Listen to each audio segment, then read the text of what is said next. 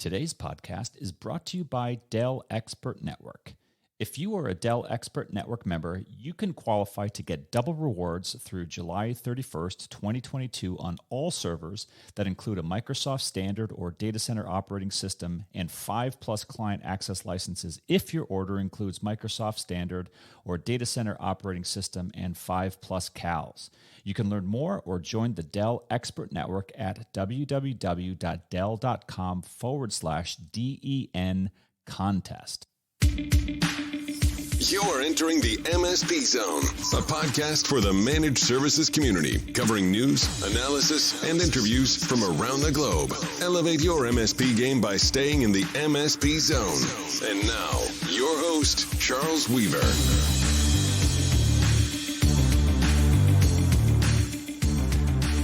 All right. Not the most pleasant of topics today, but at least according to some circles, it's official, right? We're in a recession, and we're gonna avoid, like the plague, any political discussion because that's of little concern to us today. What we are going to talk about are facts. What we are going to talk about is historical data that we have, traditionally for many, many, many years, decades, have relied on these markers. And we're going to chart a path forward through this recession.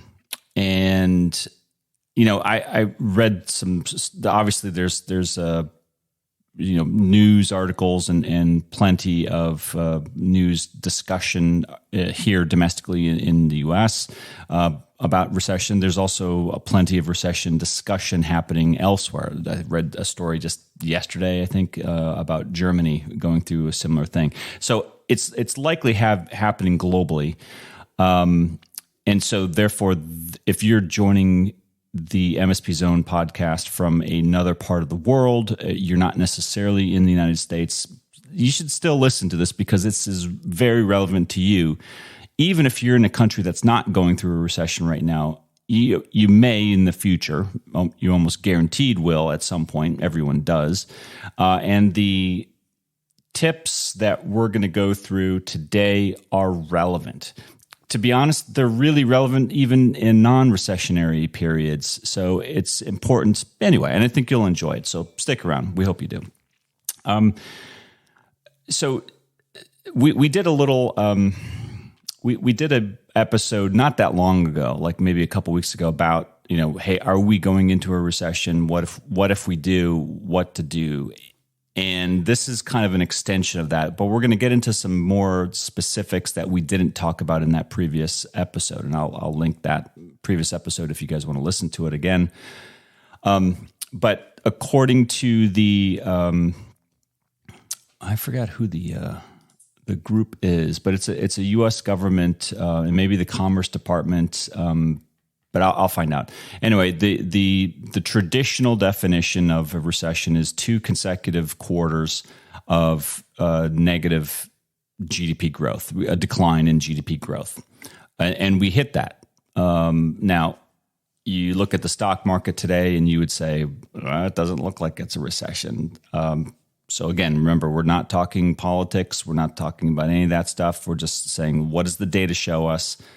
What does it mean when the, separate from the stock market, if the gross domestic product, which is the indicator of how we are doing as a country, how any country is doing, GDP is a very good indicator typically.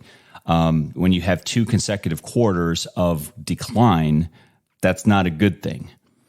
And you have, in addition to that, you have something which is a factor for particularly the larger MSPs, particularly those larger MSPs that are exposed to value-added resale revenue business lines. We'll talk about more about that in a moment. You have a phenomenon of the value of the United States dollar.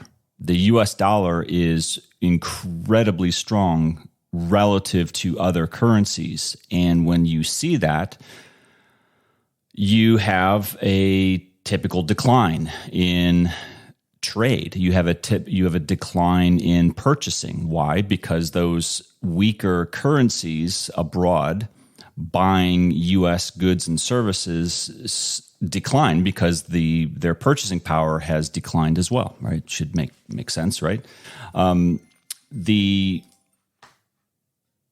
you got that going on. And by the way, if you want to, we covered this many years ago because it happened. I want to say it happened in 2014, 2015, sometime around that, when the dollar was very strong as well. And we saw, if you track the Gartner global IT spending data, you will see in that 20, and we may actually have a graph on that somewhere on our website. I'll try to find that as well and link it. The global IT spending for that period dipped. Now, we did analysis on that at the time, and what we said was, and we were right, that managed services providers in particular were doing quite well, even though there was a decline in purchases of goods and services because of the strength of the dollar. Now, we weren't in a recession at that point. We were in low GDP growth, but we were still not in a recession like technically we are today as of yesterday.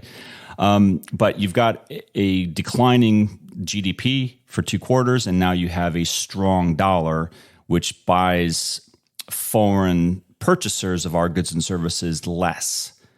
And that's an issue. So we're going to talk about that. And the first thing that we need to understand is if you are going to chart a path through a recession, I don't mean barely surviving by the skin of your teeth. When I say chart a path through a recession, I mean surviving, I mean thriving. I mean doing well, because historically that's what MSPs do in recessions. They typically do pretty well. Now, there are really notable exceptions, and I'm going to talk about those exceptions momentarily. But the MSP business model, the company that has managed services in it, that division at the very least will do well.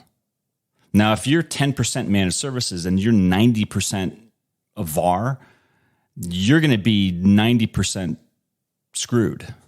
I hate to say it, but you're going to be 90%. That 90% segment of your market is not going to do well. I'm sorry. And the data just supports that. That's what the data says. We know this. And so it's not speculation. It's I think fairly reliable data.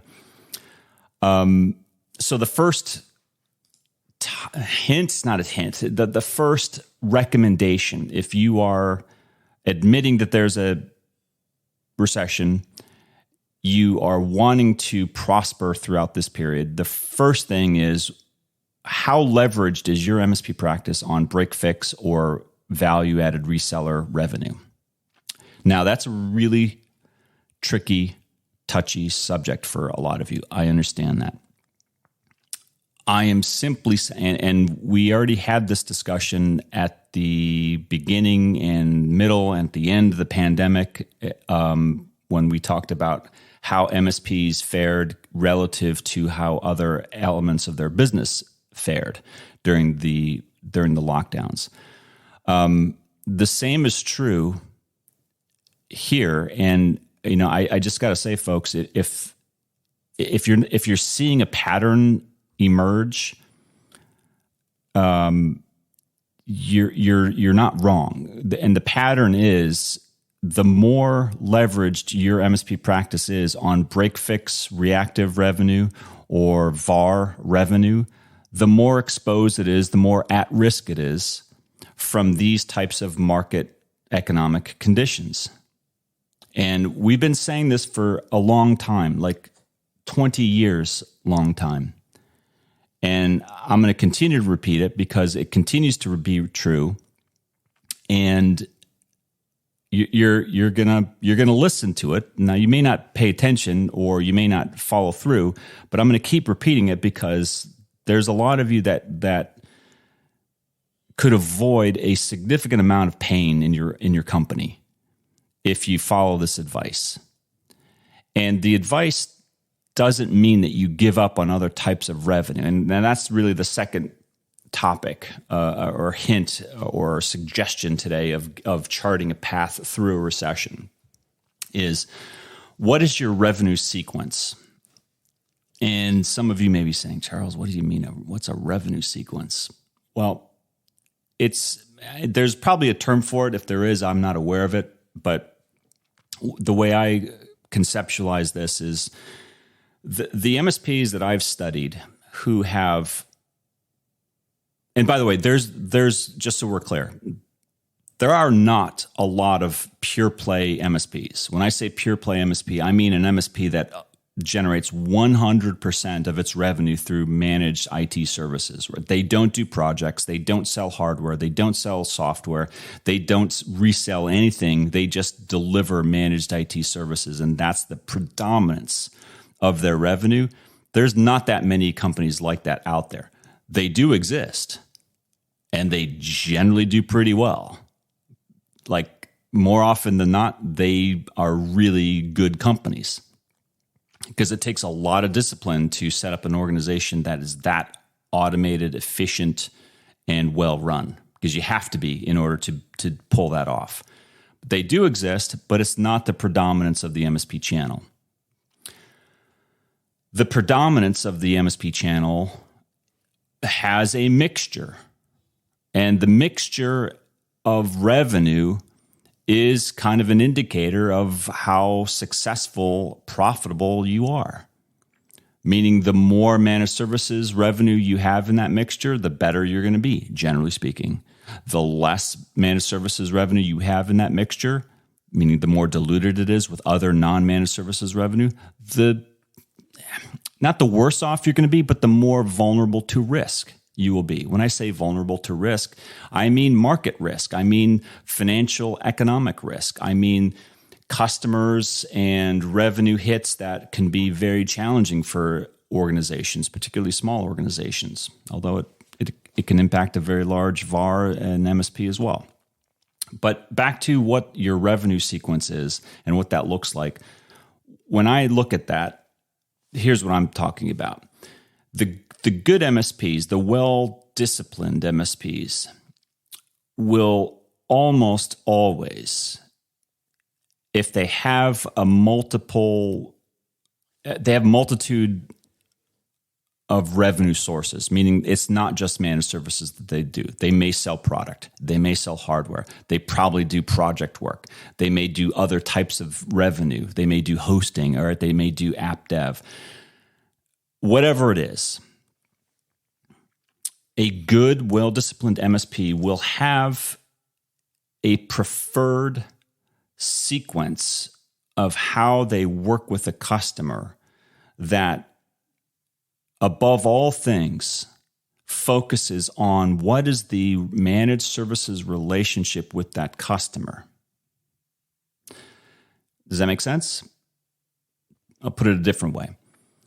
If you are talking about a new customer that comes to you, you've never worked with them before, and they want to engage with you, and they say, I want to buy something from you on a one-off basis. Maybe it's I want to buy a server, or I want to buy a consulting project. I want to buy a professional services project. I want to buy, buy some software from you.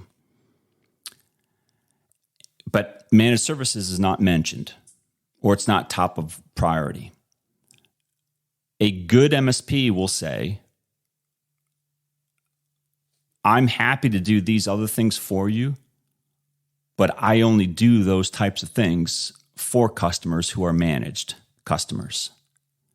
And what that says is it puts the customer into a sequence, or maybe a sequence isn't the right word. It's a value, it's a prioritization of, I will work with you on anything, but you first must be a managed services customer.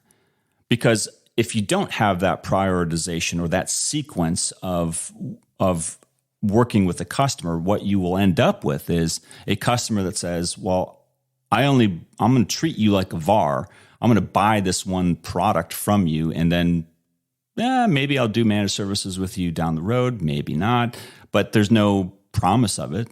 There's nothing. And what you've done now is you've become a transactional party with that customer, providing minimal value other than the transaction itself, but there's no managed services relationship, and there's no value to the company from the managed services. That's the difference. That's what I mean by what is your revenue sequence. And that's a way of saying if you're not a pure play MSP, which again most are not, then you really need to have a revenue sequence in place. You need to have discipline. And that means not only that the executive ownership team understands what that is, but also you've got sales, marketing, comp plans that reflect a sequence that says, look, I'm not going to pay salespeople to go out and find, VAR business or professional services business that has nothing to do with managed services, because that doesn't push the company forward. It doesn't increase the valuation of the company. It's not empty calories, but they're less valuable calories than the managed services. And that is a business decision, right? What I'm talking about here has nothing to do with technical. This is purely a business decision that a business person in the company, a business owner in the company must make. It is a conscious decision. It is a purposeful decision that will either push your company further into managed services or will drive you further away. Because necessarily, if you are doing more project work, if you're doing more transactional VAR work, unless you have completely bifurcated, divisions, you're not doing anything to fuel the managed services growth engine in your organization. You don't know how to comp people. The service, you may have some staffing and some bandwidth and resource allocation issues, especially if you have, like many smaller MSPs will be very true, what I'm about to say. You will typically have a lot of shared resources where you have people on the managed services team who also wear multiple hats, and they may also do consulting work. They may also do implementation project work, right? Things like that. And if you can't plan for that, you've got problems. And that's a very critical element to surviving in a very chaotic recessionary period. Because remember, the recessionary period is going to typically manifest itself in the form of your customers having, generally speaking, layoffs. Significant layoffs that impact their ability to do things themselves, and therefore what do? They call the MSP and say, "Hey, I need you to help, fill the gaps. I need you to, carry the workload that we used to have but no longer." So that's my third bit of advice for charting a successful path through a recession, which is, if you're a longtime listener of MSP Zone, if you are familiar with what we believe and the strength and the virtue and the power of the MSP profession globally, we make no bones about it. We're very unabashedly pro MSP for logical reasons and reasons that we have backed up through, I believe, strong arguments for a very, very long time. If you believe in that, and I hope you do, don't confuse your recession with the recession your customers are going to go through. Now, you may be saying, what the heck do you mean by that? Are we going through different recessions? Maybe. I mean, especially if you're talking about, multinational MSPs, and even the smallest of MSPs. I know there are less than 50 employee MSP shops around, right? They're not massively big, who have customers in multiple countries, and don't rule out that may be a great many of you out there who have customers across multiple continents, multiple countries, multiple states, provinces, what have you, and they have different economic headwinds. But even further from that, or separate from that, don't confuse customers of yours who are in completely different industries, right? They're not in the managed services industry, most likely. And that those customers may have a very different impact to the same recession that we're all going through. You see what I'm saying? Your customers may have a very different response to the recession than you will. You may have a fairly small, a fairly insignificant negative impact of the recession. And I'm not saying that you're not going to be feeling anything, not at all. I mean, the strength of the dollar, the state of inflation as it is, all these things, job layoffs, even if they're not job layoffs at your company, they all have an impact, and they're not good impacts. But the strength of a managed services company, as I have described it, cannot be confused for the real negative impact that your customers may be going through. And so you should talk to them. You should be talking to them right now and saying, look, the economic data says we're in a recession. Have you thought about what this is going to mean for your company over the next 12 months? If you haven't, we want to talk to you. We, as your MSP, want to talk to you because you got to be going through budget changes right now. You may be, thinking about, okay, what's your head count going to look like over the next 6 months, 12 months? Are your growth plans going to change? Is that expansion, that new office that you were planning on, going to change? Right? This is the time to talk to them. Now. Today. Or as soon as possible. Because now is when you will show incredible value to a customer by saying to them, we're not just a technology vendor to you. We're actually going to help you with your business in any way we can. And that's one of the many, many virtues and many, many benefits of working with an MSP. So those are my kind of 3 boiled down suggestions, recommendations for not just surviving a recession, but actually doing quite well. I believe firmly that MSPs can prosper throughout recessions. And it's not that we look forward to recessions, we don't. But recessionary periods have typically happened. They will always continue to happen. We're never going to get rid of them. And it's during these recessionary periods where the managed services business model really shines and really provides an immense value to the customers who subscribe to it. And if you're a customer out there listening to this, I hope you do reach out to an MSP and start this conversation. And if you're, one of the many, many, many MSP listeners we have, I hope you take this advice and start scheduling meetings with your customers to help them chart a path through their recessionary period and get them out and through it as quickly and as safely and as pain-free as you can. If you do that, you're on the right track. Those are my thoughts. Until next time. Thanks for listening. If you enjoyed today's episode, please give us a like. Make sure you are subscribed to the podcast so you will get notified when future episodes are released. We will see you next time in the MSP Zone.